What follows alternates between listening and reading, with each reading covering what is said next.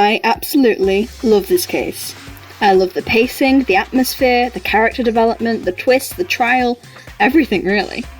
All the individual elements that can make a case good come together to create this absolute beast of a chapter.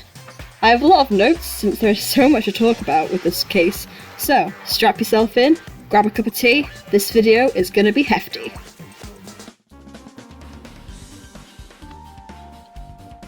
Chapter 4 is very visually distinct from the rest of the game, and the rest of the series.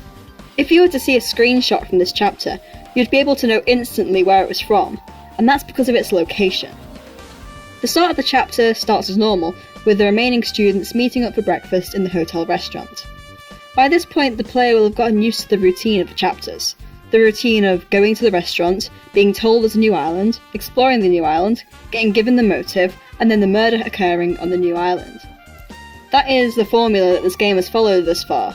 It hasn't been done enough to become trite yet, so the player would probably expect this chapter to play out in the same way. However, right from the start, you get a sense that it will not go this way. The characters decide that since the only thing that ever comes from exploring a new island is murder, that they won't go. This is another one of those small moments that remind you that this cast of characters are more aware and active in the decisions that they make. It makes them feel more real and grounded, which I really appreciate. Monokuma ends up having to lure them to the new island with the promise of information and ship parts. The fact that he wants them to go to this island that badly tells the player that there's a reason, and they're likely walking into a trap.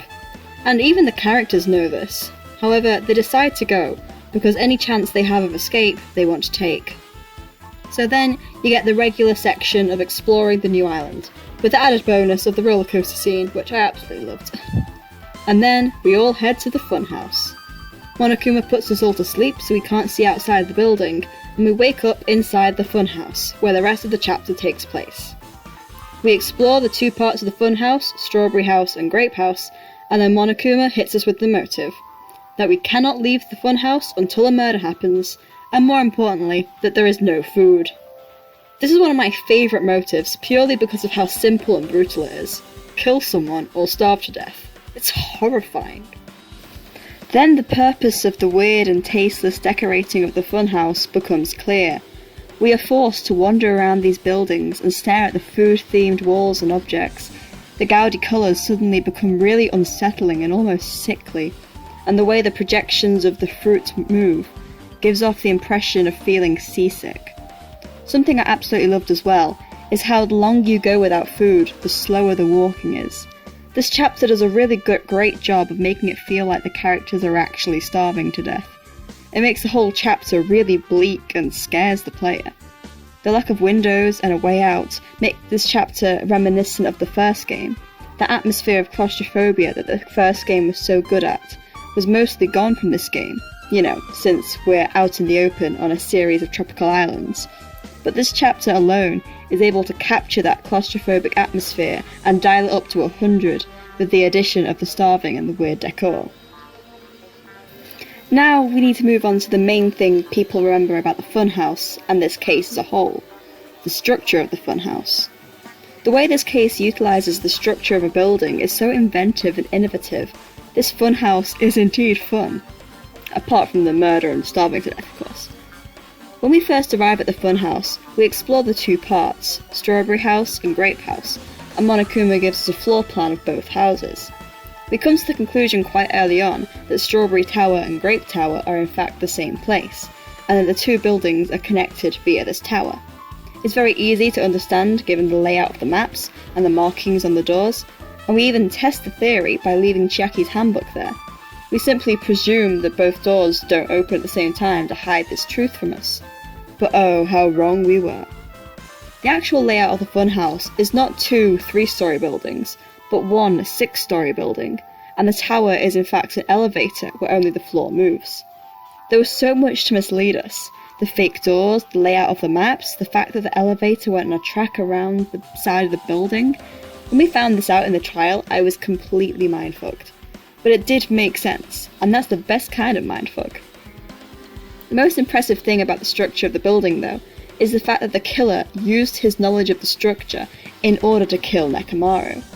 Honestly, The fact that the structure of the building was in fact the ultimate weapon completely surprised me, and I thought it was so clever.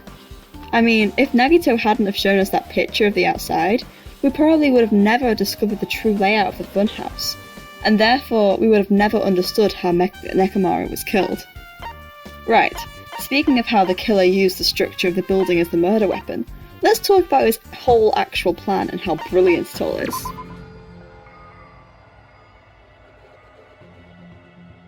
I'm just gonna get this out of the way. I absolutely love Gundam. I think he's great.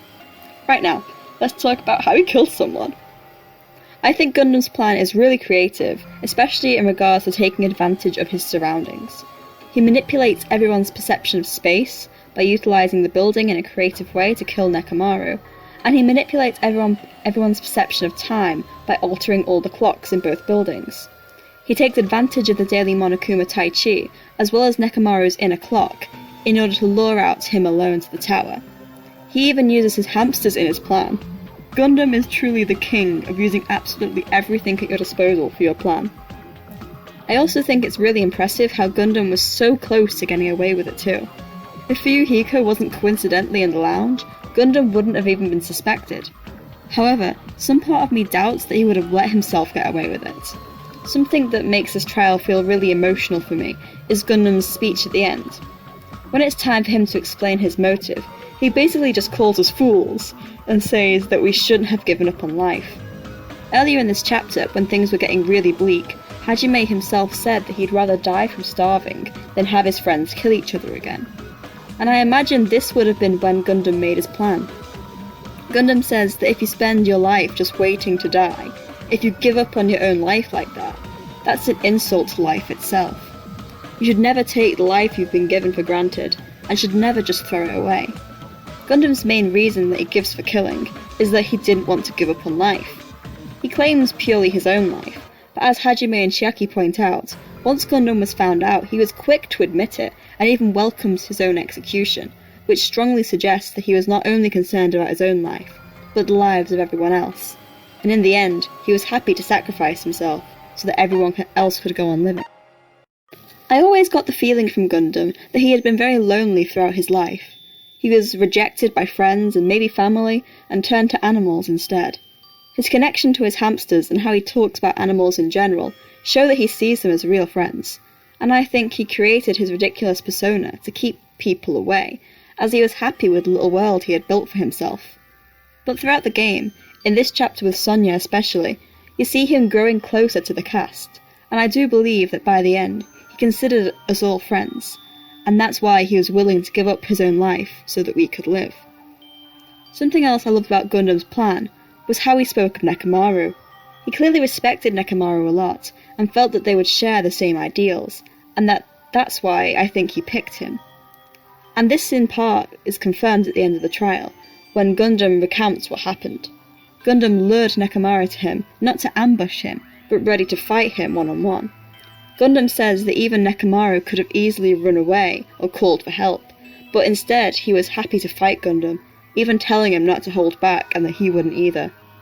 In that moment, both killer and victim shared an understanding, the understanding that they would be the ones to put an end to their friends starving, that they would sacrifice themselves so that the rest of the group could go on and live.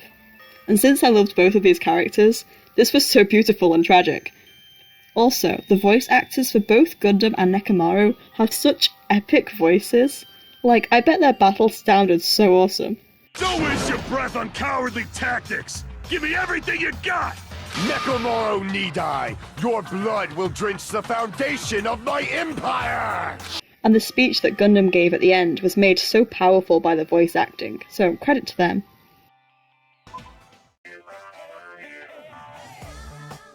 This investigation is one of the best in the series, and you can quote me on that. It is so much fun. I'm personally a big fan of the investigation sequences. They let you uncover all the clues you need to solve the mystery, and I personally love coming up with new scenarios for what happened with every new clue, and then being proved completely wrong in the trial. It's so much fun. But sometimes they can sort of feel like a means to an end, especially in the first game. Sometimes you'd find yourself led to a place that you wouldn't have thought to go to if the inner monologue or a character hadn't suggested it. It sometimes felt like they just wanted you to get all the clues as fast as possible so that you can get to the trial. But this is not one of those investigations. This is beautiful and really takes advantage of all the goodness that can come from these sequences. So, the main problem we face when the investigation starts is that the rest of the boys are nowhere to be found. You investigate the body as normal, and then go to investigate a sound Akane heard. The sound turns out to be the phone from Strawberry House, and the boys tell you that they can't get across. The elevator has been broken, as has the door to the tower. They are completely stranded. This seems to be a smart move by the killer to separate the group, but seems like a problem for the player since they can't do any investigating in Strawberry House. But wait, you can do investigating in Strawberry House, as the player character briefly switches from Hajime to Nagito. So yes, this is the obligatory part in the video where I rave about Nagito. Prepare yourself. When I realised that I was in Nagito's head, I was so hyped. And you may ask, well, what's it like to be inside the head of someone like Nagito who's so fucked up mentally? Well, it's lots of happy magic sound effects, his usual hope, talent and stepping stone babble, deciding whose side to be on, and random fits of laughter. So basically, a really fun time. Nagito starts investigating like we're used to. He gathers statements from people, checks on the broken elevator and door, and then he goes inside the final dead room. Nagito, like the player, recognises that this room is incredibly important to the understanding of this mystery. If you go inside and win the life-threatening game, you are gifted with the ultimate weapon. Nagito doesn't know what's been used to kill Nekomaru, but as there are no other weapons anywhere, he comes to the conclusion that the killer must have gone to the final dead room. And now, the benefits of being in Nagito's body rather than Hajime's become clear. Nagito is the only person who can investigate this room because of his absurd disregard for his own life. So in we go. Now, for the part of the investigation that excited me so much at first, and then made me feel incredibly stupid for about half an hour. The final dead room is an escape room, and this made me so happy. I used to play every one of these escape games I could find growing up, and I absolutely loved to go to those escape room experiences. I find it so much fun. And this one should have been relatively straightforward, as there was only 3 codes to figure out and put in, along with your regular escape game stuff like looking under the beds and making hooks and cutting open teddies in search of keys. But my god, this was either incredibly hard or I'm incredibly stupid. Possibly a bit of both. But yeah, despite my incompetence, I really enjoyed the switch up in gameplay here. It was a really nice addition to the investigation, and felt like it fit perfectly in the final dead room. So once you've completed the escape room, the final bit of the life-threatening game is revealed, Russian roulette. And here's one of the most worrying scenes in regards to Nagito's mental health. He doesn't just put 1 bullet in the gun, he puts in 5. Monoi's having a fucking heart attack at this point. So he's only got a 1 in 6 chance of survival, but he still happily puts it to his head and shoots. This boy is insane. But I mean, he survived, so whew. Then we see the octagon, where the weapons are, and Nagito gets given our student profiles. And then, just as it's getting juicy, we switch back to Hajime. And I must say, after being stuck in Nagito's head, it was rather refreshing to get back to the more sensible and less insane Hajime. The investigation wraps up reasonably normally, apart from Nagito's odd behaviour, and then we head to the trial. So overall, this investigation is beyond fun, and more than fitting for the funhouse.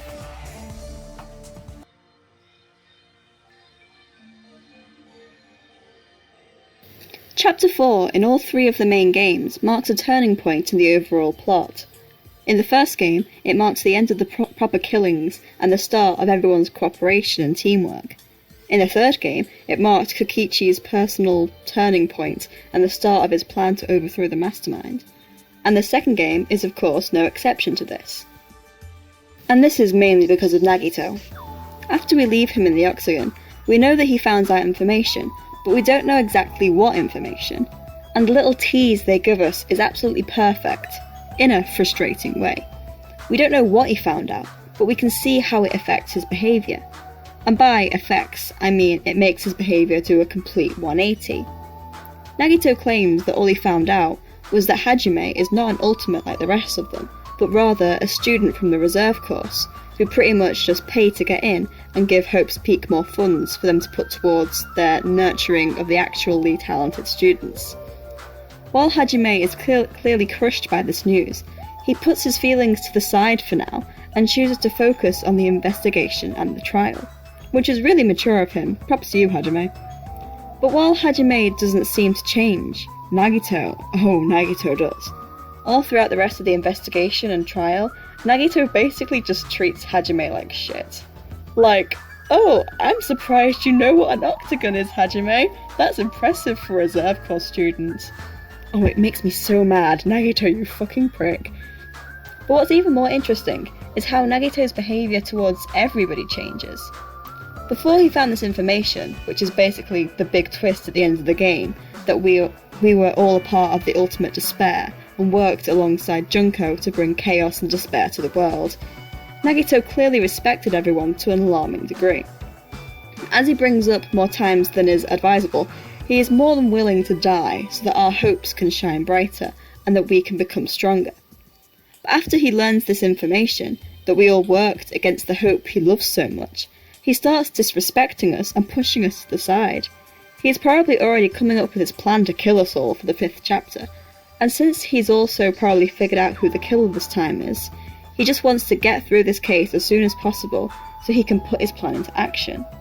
But when playing this case for the first time, without the hindsight of knowing what he saw, his behaviour is so unbelievably shocking and works so well to hype us up for both the next chapter and the big twists at the end. But Nagito isn't the only character who changes during this chapter. Sure, his change is more drastic and affects the overall plot more, but I feel like the other characters undergo some important changes as well. Let's start with the king of character development, Fuyuhiko. While most of Fuyuhiko's character development happened in chapter 3, as he came to terms with Peko's sacrifice, I think that it's this chapter when he starts to fully feel like a friend and valued member of the group.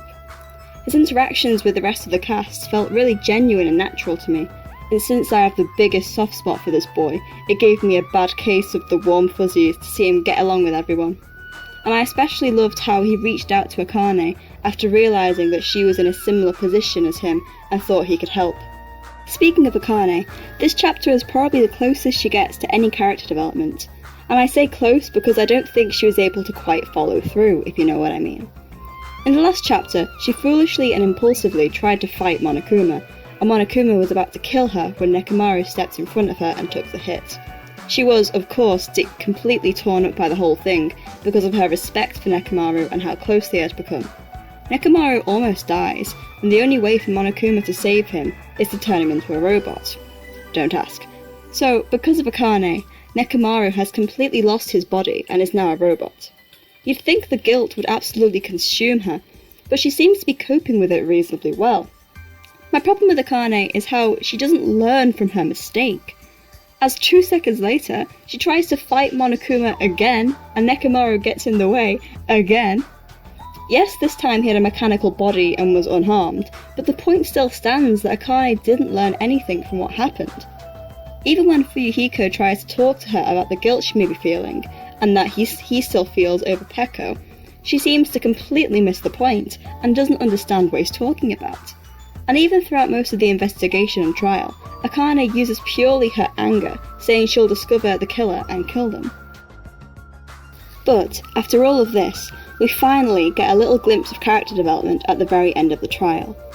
When she listens to what Gundam had to say and how Nekomaru had the same viewpoint, she finally starts to take some responsibility for her actions, and then decides to go on living in honour of Nekomaru and what he believed in.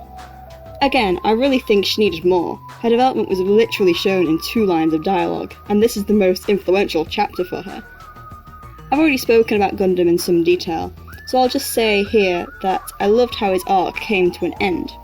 Some characters get killed off before their arcs can come to satisfying conclusions, but I really appreciated that they spent the time to complete his arc here, which made his death feel like it came at the right time. Side note, while Sonya doesn't really change in this chapter, I found her flirty little relationship with Gundam to be absolutely adorable, and I really felt her pain when he was revealed to be the killer. And also, I just wanted to mention Kazuichi briefly. While his character does get annoying in this trial, when he gets all jealous of Gundam and, yet again, refuses to accept all of Sonya's clear signals that she doesn't like him, I do appreciate how helpful he was in the investigation. Without him fixing the elevator and tower door, we would have stayed separated, and the way he was able to look at Nekomaru's body was able to fit nicely into that space previously taken up by Mikan doing her autopsies.